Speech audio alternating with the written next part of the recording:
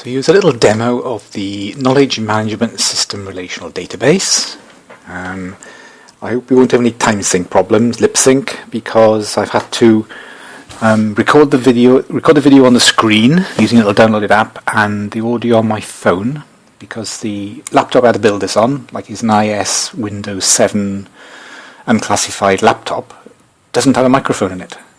If I worked for a technology company, I'd be really embarrassed, but I don't, so that's fine. So this is the tools I'm using. So how do I start this stupid thing? I don't know. So in construction mode, edit mode, what I've got is MySQL Workbench, in which I've got an entity relationship diagram data model. I can synchronize that with an actual MySQL database server running in the background. So I can edit the model and then synchronize it with the actual live database. And then I've got Alpha 5 Rapid Application Development GUI tool, which reads the database, and in that I can construct all sorts of data entry and query forms. And it also does web access, images, Google Maps, and all that sort of stuff. So that's the construction mode. And then when I actually run it, or if I was to run it, what would happen was the database is running, so it's running the actual database with the content in, the actual sort of, precise data or whatever, and the user interacts with that database over a network or on a standalone machine via Alpha 5, and that's actually an AJAX server. And so what the user sees is all the client stuff, screens, forms, queries, presentations, reports, and that can be, as I say, over a web, over a desktop, or on Android, and all that sort of sexy stuff. So to go back to the development bit, so MySQL Workbench, so if we start that up, this is MySQL Workbench. The bit down the left is to do with like developing SQL queries. The bit in the model in the middle is data modeling, and the bit on the right is the server. So here's a model I produced earlier. You might need to sort of stop this and look at it should you want to actually look at it in more detail. So this data model is the set of tables that comprise the database, and this list of items in each table is the columns, if you like. So, for example, I've got a table called activity, which could be a trial, could be other activities. And this trial, let's say, is done at a site. It's done for capability, TES or Edge. It's of a type, so it could be a pre-patrol ranging or something like that, and all that sort of stuff. The activity is linked to a contract, and the contract's got a customer. The activity's got the security on it, and I made a bit of a Mailer security based on NES WOP marking for security things. Also got platforms and classes to which the platforms belong, and so a trial can be linked to a platform. So if you do a trial of HMS Turbulent, and then the bottom is where the real meat comes in. So thinking of the raw site data originally, but because it's a table called system event, so that is something that happens to a system.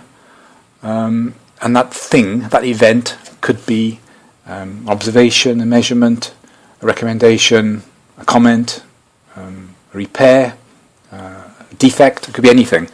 And that sort of information will be stored variable in this table.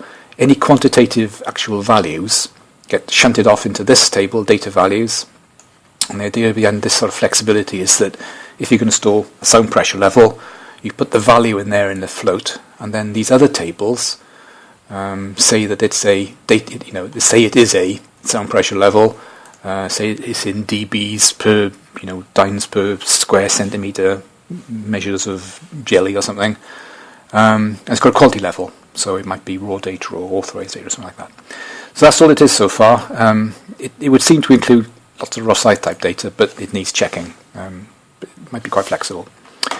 So what I can do with this is I can say forward engineer or synchronize, and that will actually take this data model, blow it out into the server, and construct an empty database. It actually constructs all the tables, the indexes, the relationships, and everything, which is really marvelous.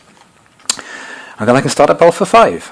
And this is Alpha 5, so it's free, 30 days of evaluation, got 17 left, and it's about £800 to buy a single seat developer license.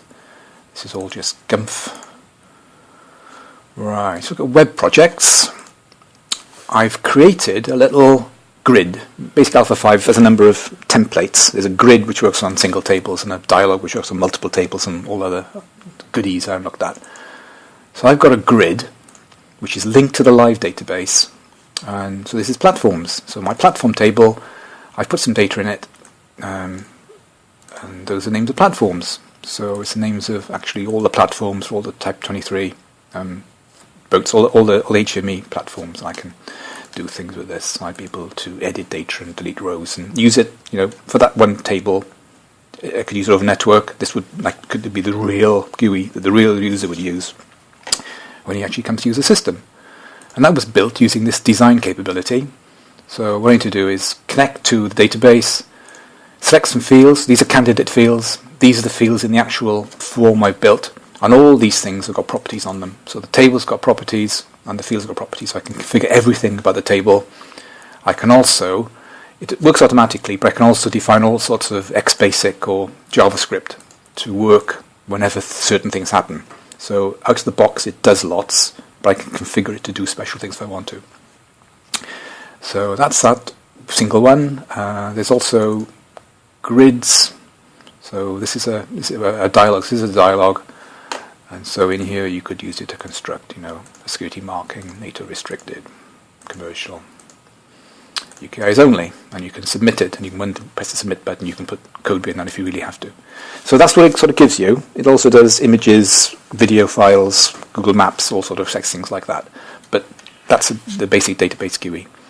To show you how flexible it is, and I think to do this I actually need to shut the thing down. Not quite sure why, but it's probably an easy way to do it.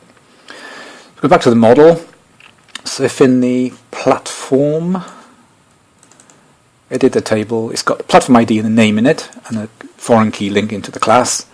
If I create a new table in there called temp lin, this is a new column in the table. If I save that, I can then synchronize it with the real live model running in the database, and it sort of reads the database, reads this model on the screen, looks at the changes, says there's one change to the platform table, and this is the SQL that will actually generate. So it'll alter the table platform to include templin, if you like. I can execute that, and that's worked. So that's now that's edited the actual database. I edited the screen. It's actually edited the real database with real data in it.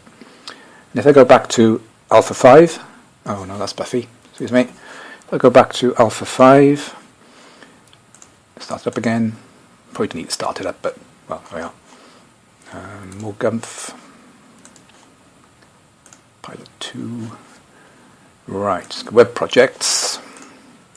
Now, I need to, so I remember how to do this. I need to go into Query and reconnect to that live database.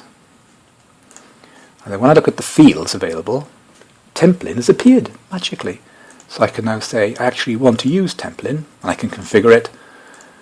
And suddenly, in my working copy, there is templin, which is now available for use by users. You can fill it up and whatever else. So it's actually really flexible. Obviously, if I change the gross data model, it'll break a lot of these screens, but they don't take long to produce. So it looks like, within reason, the scheme's fairly adaptable. Thank you for watching Lin TV. Goodbye.